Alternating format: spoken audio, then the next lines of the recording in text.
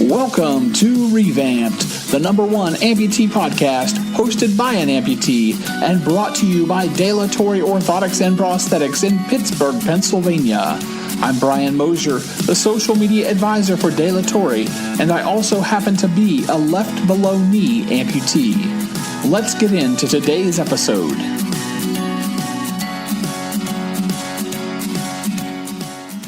How's it going, everyone? My guest today is a bilateral amputee, inspirational speaker, writer, and the CEO of Inspirational Balance, Lou Figeuroa. Thank you. How are you? Good. How's it going? Doing good today. Thanks. So the story of how you became an amputee is unlike any other that I've ever heard. Please share with us the events that transpired which led to you becoming a bilateral amputee. Okay, yeah, I'd be happy to share. The circumstances are quite unique. It was November 4th of 2007 that my injury occurred. And I was in the downtown district of Denver celebrating with a group of friends.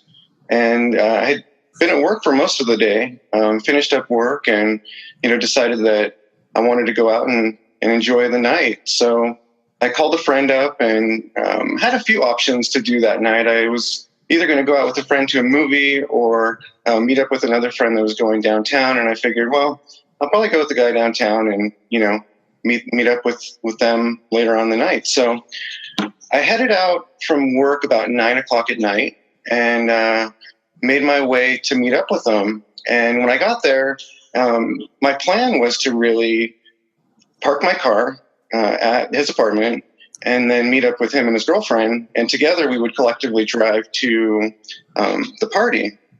And so I arrived at his house. We met up, we hopped in the car, and we made our way towards the downtown area. I remember arriving at the backyard of this house, walking through the gate, and there was probably about 15 or 20 people in the backyard, just kind of celebrating and mingling and kind of meeting people. And as we settled in, my friend poured us a few drinks, and we just continued kind of hanging out. And as the night went on, it was probably around 11:30 when a lot of the people decided that they were going to head home or call it a night. While the rest of us that remained decided that we were going to head to the downtown district. So there was probably about 5 of us at this time that remained. So we all kind of piled in the cars and made our way towards the downtown district, where it's much more populated. We were in an area called Sloan's Lake, and where we were headed to was an industrial part of town where there's the Pepsi Center, Invesco Field, and just a bunch of bars around that area. So we figured, we're just going to continue the party. Well, we get in the car and we drive off, and I remember my friend was sitting in the passenger seat. His girlfriend was driving, and I was right behind my friend. And as we drove off, that would be my last memory of the evening. Oh, wow. I lost consciousness at this point, or I seem to have blacked out and don't recall anything that happened after this.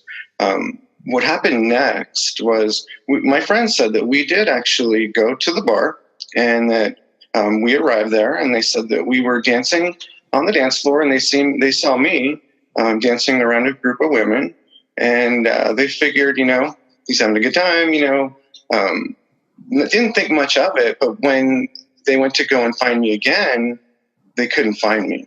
I had disappeared. I had wandered off. And by this time, and again, I have no recollection of any of this.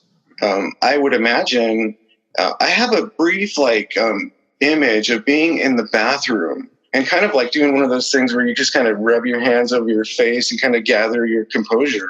Right. And I believe I remember doing something like that, and then kind of in a daze stepping out of the bar. And it's really one of the only few memories I have of that night is doing that. And if you can imagine, I walked out of the bar and turned right, and took another right, which would have been a street that leads directly into the rail yard where I was found. It was about 1.5 miles down the road where they found my body. But basically what had happened is I had walked that 1.5 miles in a daze in a not very good part of town. I mean, they consider this like a very dangerous part of town to be walking around in the daytime, Wow. and this is, probably about 12 o'clock at night when this was happening. So if you can imagine, I'm kind of stumbling, I'm walking unknowingly where I'm going, and I end up in the rail yard. Now, if you can imagine, in the rail yard, there is not just one set of tracks, but there's multiple sets of tracks. Right. So I would imagine, Brian, that I made it over a few tracks before I finally succumbed to the railway. And it doesn't really add up to me because, when I go back to thinking about this, I'm like, well, if I was just lying on the tracks, what happened? How did this happen? And there was nobody around to witness the accident. Well, we later found out from the conductor of the train that he was doing routine operations that night. Okay. And he said that he was on his last run of the evening, going back and forth from Silverthorne, Colorado. And he says that he was approaching the rail yard and he came to what would have been a stoplight near Coors Field. And he said that on a typical night, he would be waiting there for approximately 2 hours for the previous train to unload their cargo. And then he would be called in to unload his cargo. Okay. So he was expecting to wait those 2 hours. He said to his surprise, within like 5 or 10 minutes, his train was called into the yard. And he said when he came around the first corner, he saw what appeared to be a piece of debris or some kind of object lying across the tracks. And as he drew closer, he realized that it was my body lying there. Oh, wow. Now, yeah. So it's crazy. So now apparently his train did not run over my body. Okay. When he saw me, my body was already struck from the previous train that had came through there. And apparently they didn't know that they had even run over my body. So they said they imagined that I had been lying there for approximately 15 minutes, bleeding out from multiple areas. I had my 2 legs were severed right below the knee. My right foot was severely crushed. My left hand, I believe what happened is I fell face forward somehow or was crawling underneath the train maybe. I don't know. But when I reached back to maybe, see what was happening with my leg. And when I did, it ran over my hand too. So in the accident, my left hand got severed a bit too. Wow. Yeah. It's unbelievable to me that somebody could even survive something like that. And, it's awesome. Really, it's incredible. One of the conductors, to my surprise, when I met him and his family for dinner one night, and he told me, he said, Lou, I was trained in the military, and he said, and my partner too. He said my partner was trained, and we immediately went into survival mode and started putting tourniquets around your legs. And I instructed him to run for help to go get the ambulance. And it's crazy. It took 2 paramedics, 2 police officers, and the 2 conductors to extract my body from the rail yard that night. And when I woke up, it was a week later, Brian. I woke up to the realization that both legs were gone, and my whole life changed. Wow. Yeah, quite the injury, and there was a lot of questions about what happened, and there really was no answers. My friends said they tried to call me and I didn't answer. I have no recollection from the time I got in that car to a week later when I woke up. And when I woke up, my family was basically saying, what happened? And I said, I have no idea. I said I had a place to stay in the downtown district. I parked my car at my friend's house. I had a sober driver. I said, you would have thought I would have done everything in my power to prevent that from happening. And this still occurred. And, we never found out really what it was, Brian. It could have been that I mixed two different alcohols and it caused me to have this rapid onset of intoxication. Okay. It could have been that, I picked up a drink on accident and drank it unknowingly and it had something in it. I never knew what it was. And a lot of people, that I share my story with said, no, you were drugged. You were, something doesn't add up there. Right. And, myself, I always felt like that kind of was what happened. Like, cause I know my ability to, my intake of alcohol that I can withstand, right. Without falling over and without making a fool of myself. And I would never get to that point where, I would do that intentionally. And so to me, it was like, I think there could have been some malicious activity there, but there was a long time where I battled with just, what had happened that night. And you mentioned that you don't know what happened, but as you're telling your story, my thought is, and maybe I watched too much Law and Order, but my thought is, somebody saw this guy dancing with these girls, and they're like, we're going to show him, and they do this, and obviously we don't know if that's true or not, but that's where the story goes. So I think it's very believable that someone did drug you.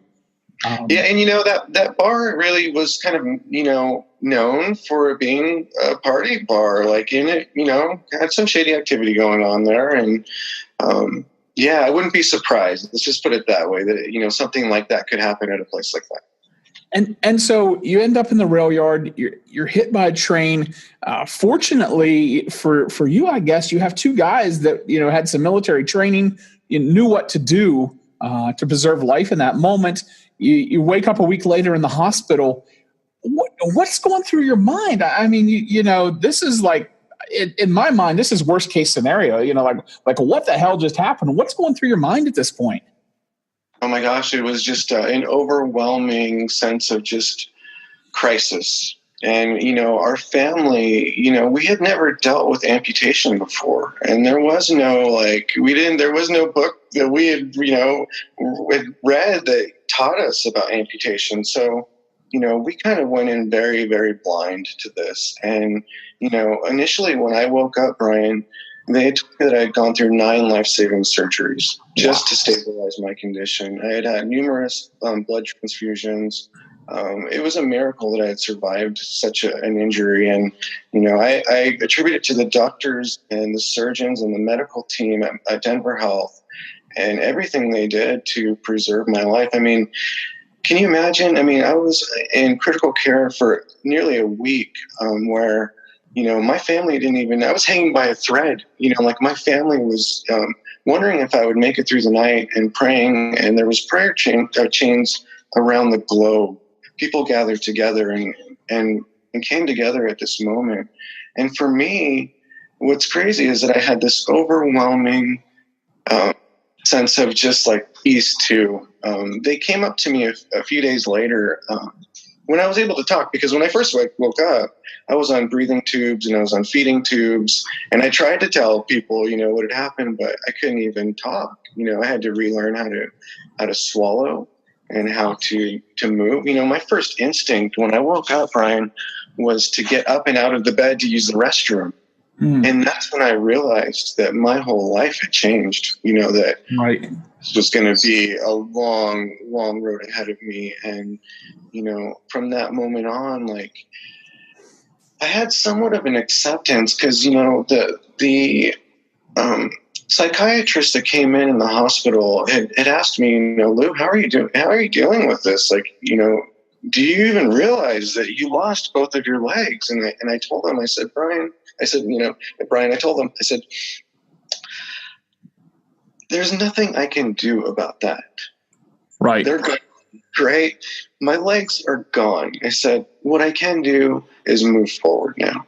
And so, he was really worried about me, and I was under a lot of medication, mind you. I was under an extreme amount of medication, and, he wanted more from me. He wanted me to express really what I was going through at that time.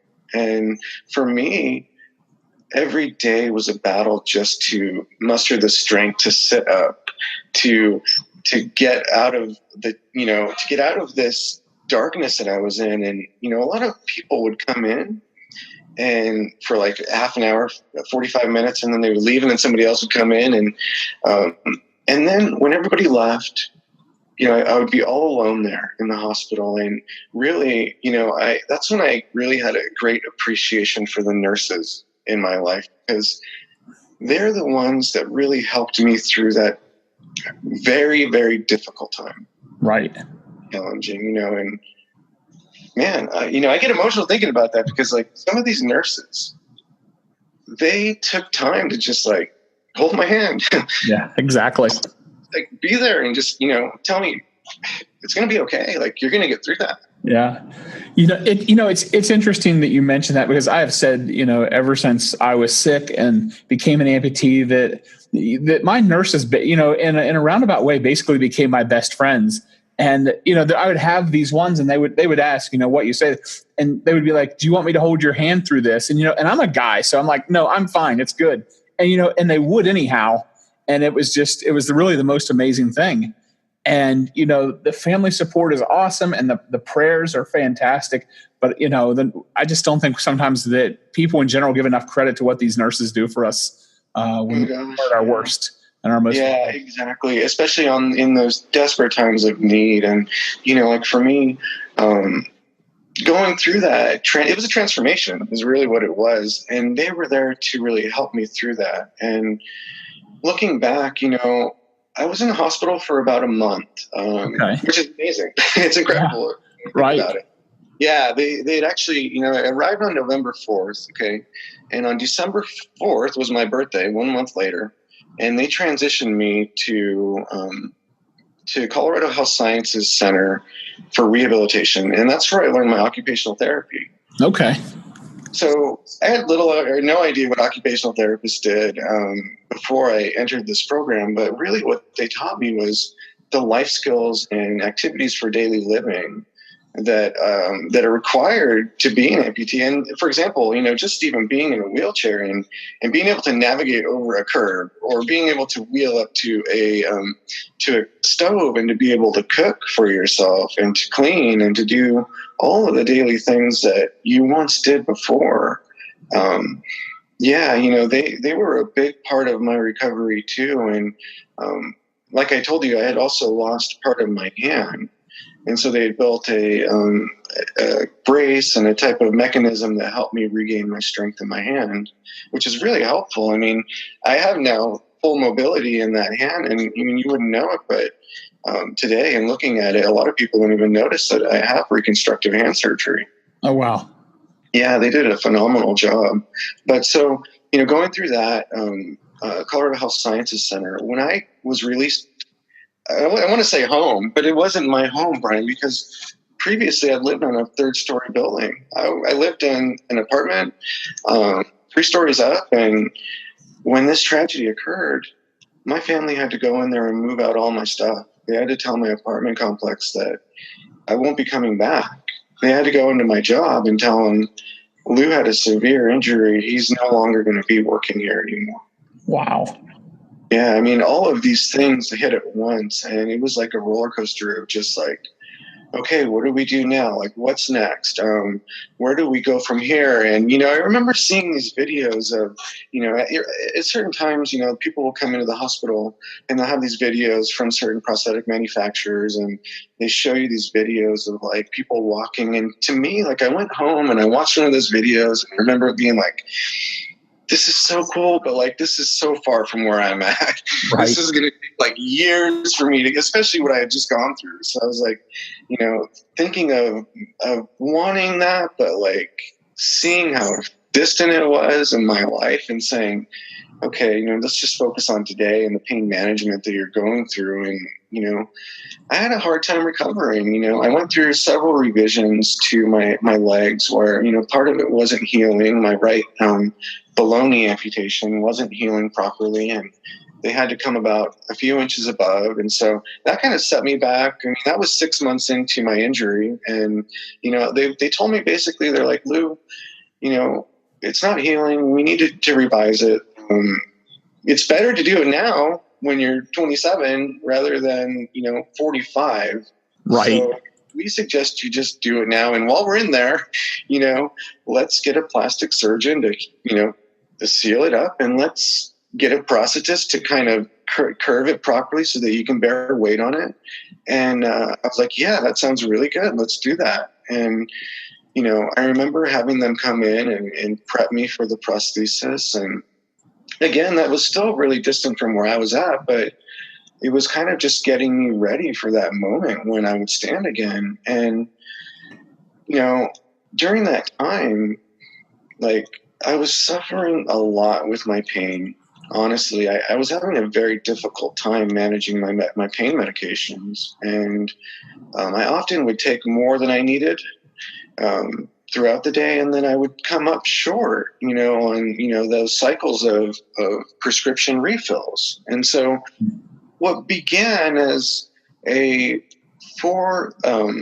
basically a regimen of 400 milligrams of Oxycontin, right, a day, and having a month prescription, right, I was not able to manage the month prescription on my own.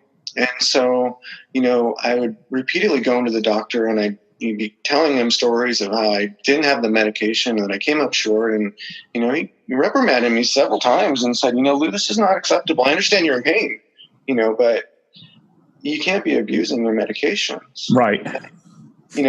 Understandably, Brian, I was trying to push away all those feelings and emotions and the loss of my legs and this new life that I was faced in, and an extreme amount of pain that I was in on top of that.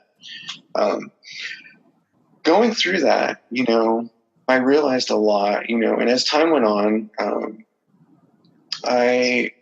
in 2009, I went back to work. 2008, I went back to work. Okay. The end of 2008, I took a job in a phone center, making calls, and I had my wheelchair, and I was wheeling into work. And I remember being in that corporate setting, right, and looking up at people in my wheelchair. And like, I was so just like self-conscious of even being seen out in public. It was like, everybody seemed like they were staring at me. And, even though I like to think that I'm somewhat of an attractive guy, I would kind of dress up, and, people would be like, he's really doing it. Like, he's out there, and he's at least making the effort to, be a present, be a present in a society. So as I went on, people started seeing me like, and again, this is a transformation that I had. I got my prosthetic legs, right? And at first I wouldn't even walk with them. All I did was put my prosthetic legs on and then wear pants so that it looked like it was an actual whole person. To me, that was like, I was complete now, and that I could actually wear shoes, and that people would actually see me as like I was still disabled, but they weren't giving me quite the looks that they were when, I was in the chair without legs. Right. Kind of scary to people, And in 2008, when I went back to work, I was now socially reintegrating myself back into the community and the workplace. And what I found was I was having an extremely difficult time staying awake at my desk. I'd be so over-medicated that I would be there at the desk, and people would walk by, and it was like, I would see the look in their eyes. I'm very good at reading people, and I would see the look in their eyes, and they would almost look at me like, gosh, we know you need your medication, but really, like, you're falling asleep at your desk, And I saw it in my manager's eyes. I saw it in the coworkers' eyes. I knew it because I knew what I was doing by self-medicating, but I knew that was the only way I could make it through the day and through that job. Right.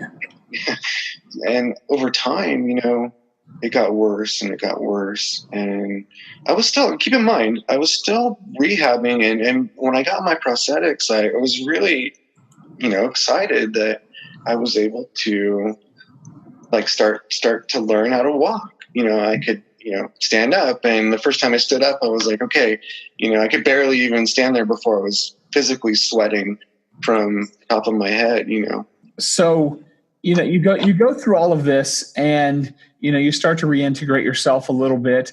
and you struggled with the pain medicine, which I don't think people realize. Most people realize that while we know that's a common problem anyhow, but I think for amputees especially, because I did the same thing. I took I had the pain. I mean, they just cut through my bone, and I had this horrible pain. But really, I just kept taking the medicine because it just pushed everything away. Right. And so, we get on the other side of that. And so one of the things that I was wondering about as I was reading through your story and you're going through all of this, what point did you get to, or when did you get to the point in your journey where you realize that you have a greater purpose in life and decide to flip the script on this tragedy and begin to work to help others? That's a very good question. A lot of people ask me that, and they usually say, what was the tipping point for you? What was your tipping point in that darkness of depression and addiction and the loss of your limbs? And honestly, it was a number of things. It was my quality of life. It was really, there was no quality of life. I was at the doctor's office every week now. I'm at the pharmacy nearly every week, and I was waiting for them to fill the prescriptions.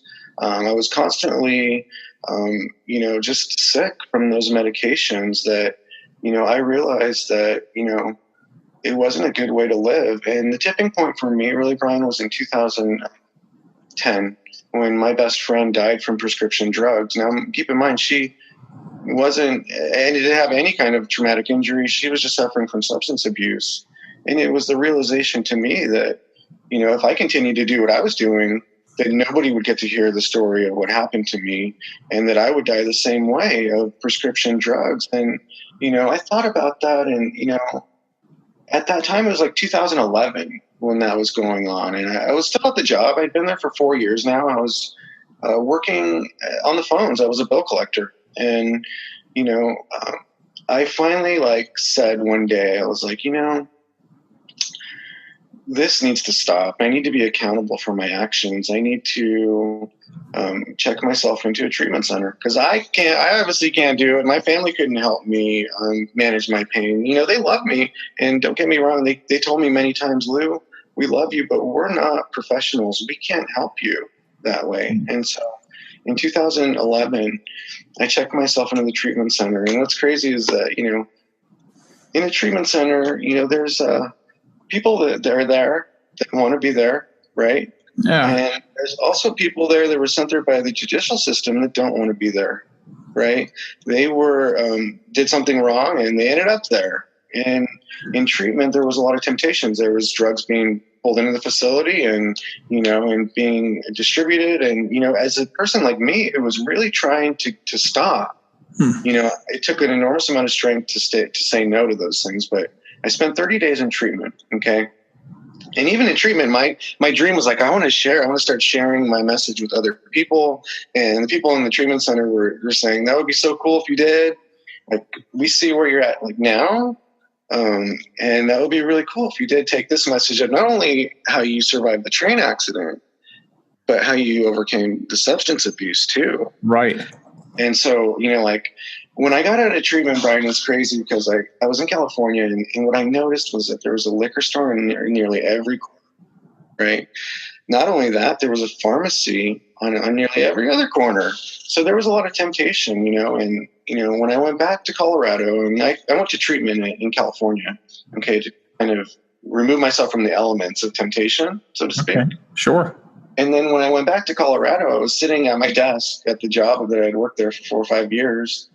And I'm thinking to myself, Lou, you're sitting behind a desk. Nobody's getting to hear this story of how you made it through this. You need to go out and start, sharing your story. And I remember walking back into my job and telling them, I need to leave for better opportunity. And a lot of my coworkers were like, what do you mean? Where are you going? And I was like, I don't know. I'm going to California. I was like, I have a place out there, and I'm just going to, pursue my dream and see what happens. And they're like, well, do you have a place to stay? Do you have a job? What are you going to do? And at the time I had $3,000 in my pocket, and I basically was like, okay, I'm just going to make this work, and I kind of drove off into the sunset from Denver, and I arrived here. And what's crazy is that when I arrived in LA, my first instinct was to go back to my old ways. And I started looking for jobs as a bill collector again. Isn't that funny? That is. We're creatures of habit. And, I started talking to myself, and I said, Lou, what are you doing? You didn't move out here, to be a bill collector.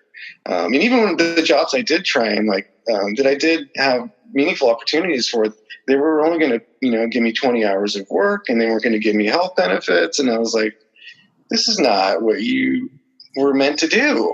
You came out here to inspire people. You came out here to learn about the ins and outs of the speaking circuit. And that was when I, decided that, I was going to form basically a foundation. I wanted it to be something where amputees could come and almost like a shrine, or a place where they could come and they could be at peace, and they would be around other people that were going through some of the same things, and they could get mentorship from us that had kind of been seasoned amputees. And I was thinking, maybe we could do something like that, or maybe I could pursue something where I start a nonprofit for amputees. Right. Okay. I got into it. So as you're going through this and you're doing these things, I know that you would go on and you would create Inspired Balance. And tell me a little bit about the mission and work and what Inspired Balance is all about. Well, that's really how all this came about. As I started to pursue this nonprofit, I started to try and put on events on my own. Okay. And what I would do is I would go to these really nice resorts on the beach. Okay. And I would go there and I would meet with the meeting planners, and I would tell them, I want to hold an event here, and I want to have 100 people. And I would tell them, I don't know how I'm going to pay for it, but I need to know how much it's going to cost, because I'm going to get a sponsor to pay for it. And they kind of looked at me funny, and they knew that, but they also saw me walk up with no legs, and they were really, surprised that, I was standing in front of them. And, going through this, I found out that it was going to cost between $15,000 and $25,000 to house my people for the weekend, and to pay for the event and the food and, the parking and everything that was involved in that. And they were telling me, well, Lou, if they don't show up, you're going to be responsible for all the fees, and, wow, you're still going to have to pay. And I was like, oh, wow. Okay. So I still started to pursue it, though. I still pursued it in a way, and I got help from my cousin, and she kind of taught me the concept of reverse engineering. And I don't know if you know what reverse engineering is. And for the people out there in the audience that don't, it's just kind of, taking a concept and working backwards. And in this case, we were going to visualize this event that was at the beach, and then figure out, what would you have done once that moment came to fruition? How would you have felt? And then, what would you have done prior to the event to set it up? And 6 months prior to that, what would you have done to market the event? So we just kind of worked backwards and said, how do you really want this to unfold? Right. And in the meantime, I'm also reaching out to other people that were in the nonprofit world. And I'm starting my own foundation in my mind. I'm like, okay, well, I'm going to call it Amputees of Southern California. And so I figured there's 11 million people here. It's a good place to start. I'll start here, and I'll work from San Diego to Los Angeles. And I started to reach out to some churches, and I did a few events at churches and some support groups at first. And then as I was taking pictures, because I love to take pictures, and I think photography has really healed me in a lot of ways through this. Okay. I was taking pictures by the beach, and I was kind of just creating balance really in my life. And little did I know, this is the start of Inspired Balance, but I was doing a lot of stuff on social media, okay? And I was, again, reaching out to people that were seasoned in this area. And I reached out to a gentleman, and he basically had seen some of the stuff I was doing with Amputees of Southern California. And I expressed to him, and I said, I'm starting this amputee support group / nonprofit. And I said, I really don't know much about that world. Can you kind of enlighten me to it? And he said, well, let me just ask you this. Do you have a board of directors for your organization? And I said, no, it's just me, right? I'm just a plan. And he said, well, do you have staff or anybody? No, do you have a strategic plan? And I was like, well, no, do I need one? Wow. I was just like so unseasoned to all of that. Like, and he was kind of like, well, let me just kind of coach you here and help you out. And so, from that, he enlightened me to the fact that there's 1.5 million nonprofits in America. Wow.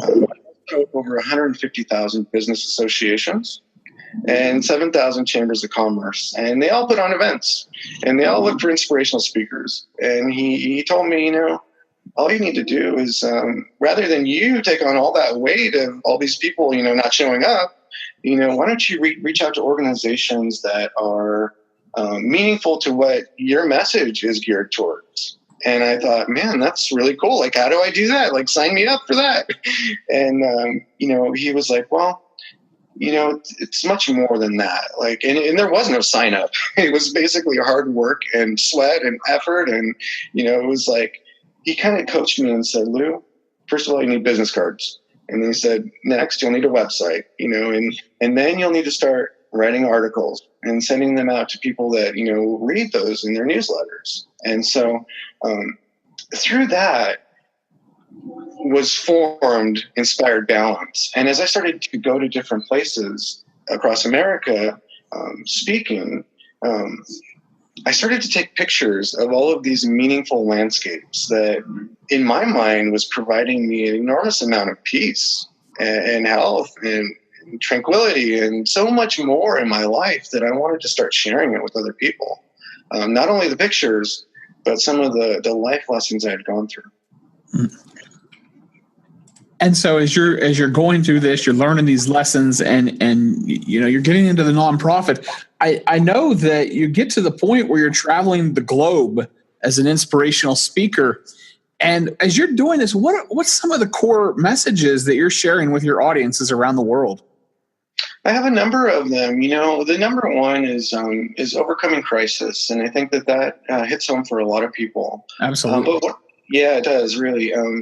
The number two thing I find most powerful. A lot of people are suffering from pain, whether it be emotional pain or physical pain, whatever kind of pain they're going through. Right, like everybody's kind of going through their own pain, right? And through this. The message really resonates a lot when I speak about the pain that I endured because, like you said, it's one of the most extreme set of circumstances a person can endure, right? Absolutely. And the other topics that really resonate are substance abuse and wellness. Those four topics I find to be really well received, especially at this time that we're living in right now. Yeah, definitely. Yeah. So I know that part of what you do, you work to raise awareness, to educate people about the dangers of drinking and party drugs. And I know that you created guardyourdrink.com. Tell me about that website and the message and the work you're doing with that. Yeah, that's another crazy story that happened. As I was, like you said, traveling nationally and internationally, I met a few key contacts through this, and one of them was a gentleman that had this company called Drink Safe Technologies. Okay. Drink Safe Technologies has coasters and test kits that detect the presence of hidden drugs commonly found in drug-facilitated crimes. Oh, wow. And so his coasters are very unique. What they have the capability of doing is testing for two of the most common substances, GHB and ketamine. And what you can do with these kits is you can take a sample of your drink that may be in question with a straw and test it right on the test pad. And if it turns to blue, it has detected the presence of a possible substance that may have entered your drink. And so I found out about this. One of my friends had said, I met this gentleman and he ties right into your story. You should, talk to him. And so I ended up connecting with him and creating some coasters that said, this is not your drink. At the top of the coaster, it says, this is not your drink. And I encourage people to use them in social settings when they may use a restroom or maybe they go to hit the dance floor. Anytime that they step away from their drink, to let people know that, hey, I'm aware that this stuff is going on, and, you know, I don't need you to put anything in my drink. You know, in my case, you know, we never found out what happened to me. And it was a hard thing to deal with, but learning all of this stuff I have through my own experience, I've learned that these types of events happen more than we think. Yeah, absolutely. Yeah. So the goal really with guardyourdrink.com is what I've been doing with the coasters. I've been doing this since 2013, since I first started speaking. I've shared these coasters in nearly every state in America, in addition to Italy and France and Mexico and Canada and a few other countries where we want to get the message out there that, you know, we can make a difference by simply bringing awareness to it. And these kids, you know, they're kind of unique because I don't know that they'll actually save a life per se. You know, a lot of people think, you know, it's kind of a gimmick, but what I think they are is a great tool to bring awareness to college campuses and to concerned parents that really are trying to teach their children, you know, how to stay safe and how to drink safe. The message is not to not drink. It's just that we want to teach them principles of safe drinking. Right. And, you know, you mentioned the coaster and the test kit. And, you know, I was excited to see, you know, I was on, and let's just give everybody the full address, www.guardyourdrink.com.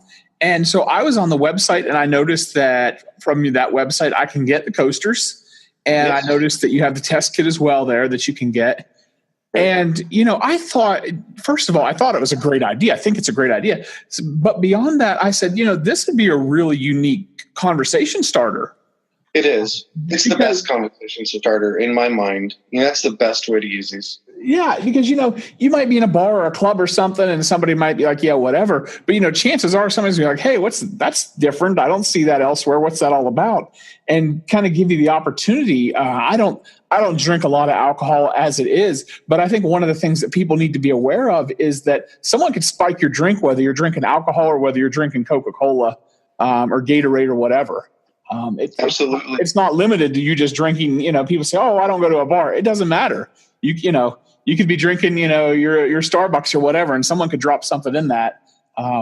And so that's why I think these are great tools that people need to be aware of, that they're out there for us, and, you know, and to promote that. You know, one of the things, you know, as we go through all that, and, you know, your story is just so remarkable. What are some of the things you've learned about yourself since you've become an amputee? Oh, man, you know, the first thing that comes to mind when you say this is transformation, you know, this transformation that I went through. A lot of hardship, though. You know, one of the most, I want to share something with you guys, with you, Brian, and with everybody else. You know, I'm in the process of writing my book, and it's been a long, hard process. And the reason why is that for a long time, I didn't know how to start. I didn't know where to start. Right. You know, and I often have that trouble in my speaking events. Sometimes I don't know where to start because I only have 45 minutes or I only have an hour to share. So how do you share this in that amount of time? It's very difficult. But what I've been experiencing lately is that I'm to the point where I've written through the tragedy. And what I found was that, you know, I would write three paragraphs, a paragraph barely, and make it through a paragraph, and I would break down and I'd be emotional. And I'd start crying and, like, you know, I'd have to step away. And the next day I'd come back and I'd write another paragraph. And then the same thing, I'd start crying and I'd break down. And it was a very grueling process. But what it did for me is that it healed me. In a way, it was therapeutic for me to go through that. And I think that I'm to the stage now where I'm at 2013 to 2017. So I have a few more chapters to write. And I keep asking myself, well, how long should the book be? You know, like, you know, what is the appropriate amount of pages? And I don't think it's about that. I think it's about what's inside of the story. And I think, you know, for me, my story is about a lot of different things. You know, I grew up a very difficult childhood with divorce, my parents being divorced from a young age, and going through, you know, the hardships of living in a single parent household where it was just me, my mom, and the two boys, you know, me and my brother, and then going through all this stuff with addiction and the tragedy. And so reliving some of that stuff is not easy to do, right? When you've had a rough. And so what I've learned through this is we have to take time work is very important. Our work is we often work our whole lives to be happy, right? But one day I finally was like, Lou, if that's the point, then why don't you spend more time being happy and doing the things that make you happy and going out to the beach where you can fulfill that happiness. And I started doing that. And I had an equal balance of like both life and work. And you know what? There's times where I spend more time balancing at the beach or balancing in these places, and I'm okay with that. I'm okay with that because in my own mind, if that's the ultimate goal is to be happy, then that's what I'm going to do. Absolutely. And so, I just have something, and you're right. I don't think there is necessarily any kind of certain length, that the book should be when you tell your story, because it's just about telling your story and impacting as many lives as you can.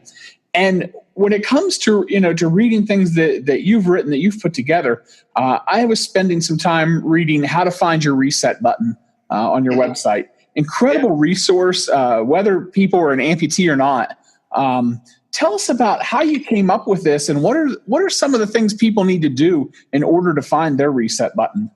That's a great question. The reset button came about in about 2014, and it was really the intention of the guide really is to help people that don't quite know how to understand or implement wellness into their life, really. And I like to think of the reset as, as I'll relate it to everything that we do with our devices today. At some point, they need to be reset in order for them to function properly, right?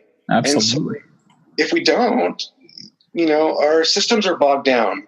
They're overwhelmed with information. They can't function properly. And I like to believe that the human brain works in the same way, that if you're not taking yourself out of the element and implementing wellness into your life, our brains too become cluttered with information, with doubt and fear and anxiety and stress. And all of these things impact our job, our family, our children, our day-to-day activities. And so the reset for me, has really been learning how to decompress and how to implement some of these really beneficial things in my life, like even if it's just breathing, taking time to go somewhere where you're relaxed and you breathe, right? Or going to a place and a place of solitude where you can read something that maybe needed to be interpreted on a higher level, or taking yourself to the park, exercise, to get your exercise routine in. It's little things like that, for me, started helping me in ways that I couldn't even describe. Like, it was very therapeutic for me. And so, people often ask me, where do you go? Like, where do you go to find these places? Right. And, what I first started to do was, as an amputee, and I don't know that all amputees know this, but we get a free parks pass to every national park in America. Right. And so I thought that was really cool. As I started to explore my own area in Los Angeles, I went to a lot of national parks and just started to see what was there. Now, what I found, Brian, was really cool. Some of these parks had secret access roads for disabled people that they would allow you to drive your car miles back into these canyons. Oh, wow. Yeah, because they knew that you couldn't do it, on your own. And then I found these secret fishing holes where they had disabled ramps that you could go down and wheel down there and, pull out your fishing pole. It was crazy. I started to see all this stuff happening from this. And, as I started to travel more, I had, a passion to explore botanical gardens. And I would go to the botanical garden and I would just, again, practice that peace and wellness. And what's so cool about botanical gardens is that each botanical garden is unique to its own specific region or area. Right. And so there's a lot of cool different ones. One of the coolest ones I've ever found was at Longwood Gardens in Pennsylvania. And it's one of the most beautiful places that I've ever been. And if you're around there, if you ever go to Pennsylvania, near Radnor, Pennsylvania, I highly encourage you to check it out. Yeah, it's not too terribly far from where I live. So I would have to look into that. You should, yeah. So, I frequently see amputees every week who, they're struggling, not just physically struggling, but emotionally struggling. Some of them are angry. Some of them are bitter. They're mad about their circumstances. And most of them tell me they just want their lives back. What kind of advice or encouragement do you have for these folks? Man, that's a really good question. I'm glad that you asked that. Let me just share something with you. I've been speaking with some people internationally lately, and I see their struggle.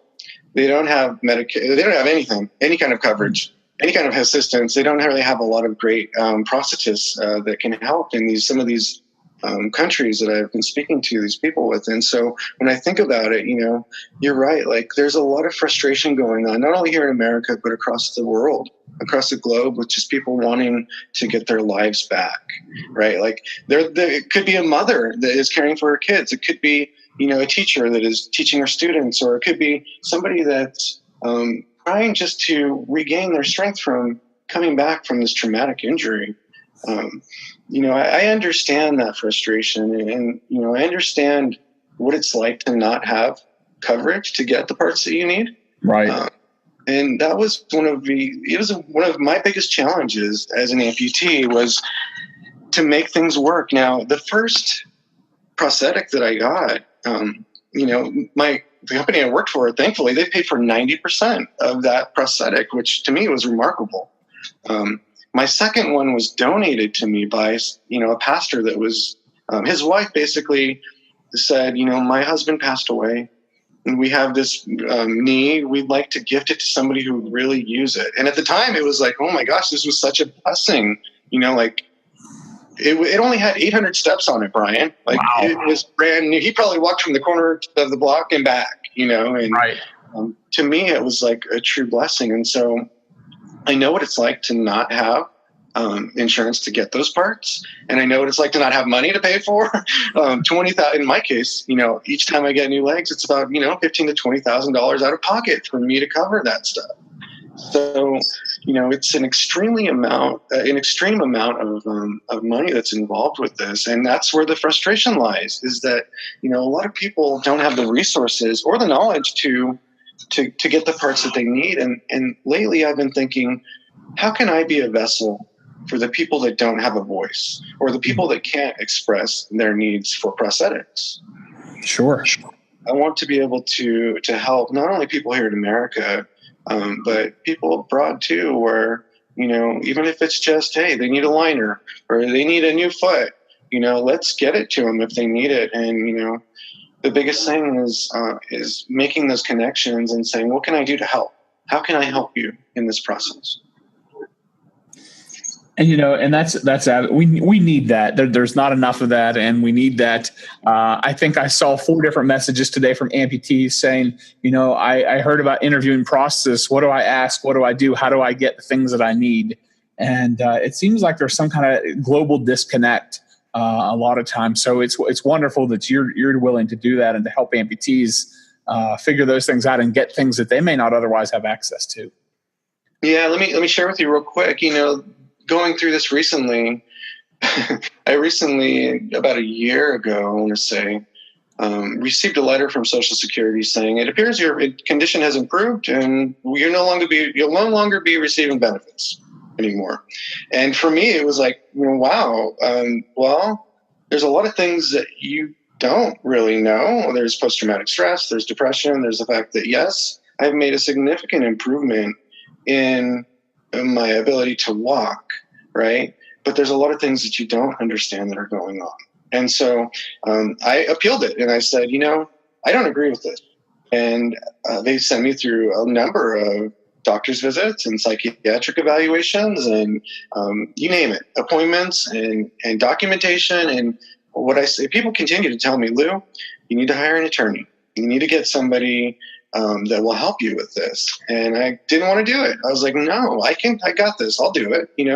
I just need to show up when they tell me to, and I need to have the documents ready when they ask. Right. And so I did it, and I provided everything they needed. And I got another denial letter. I got another denial letter from him, and I was like, no, this is not right. So I appealed it again, and I said, I want a hearing from not a parole, it's a disability hearing officer. Right. Yeah. So face to face, and I was thinking, should I walk in there with a cane just to show him, that, I need it, or what do I do? How much should I play this up? Right. And it wasn't about playing it up. It was just saying, look, I'm here. This is real. This is happening in my own life. It may not be happening in your life on paper, but this is how I'm living. And so, when I went into the office, showed up with the cane, and I started expressing to them that, my role was a patient model, and that I have these prosthetics, and yes, they look brand new, but at any moment, they could be gone. And so I said, I really need coverage to get my own set of legs. And I said, occasionally I go out there and I do events and I speak. And I said, sometimes they pay me, X amount of dollars.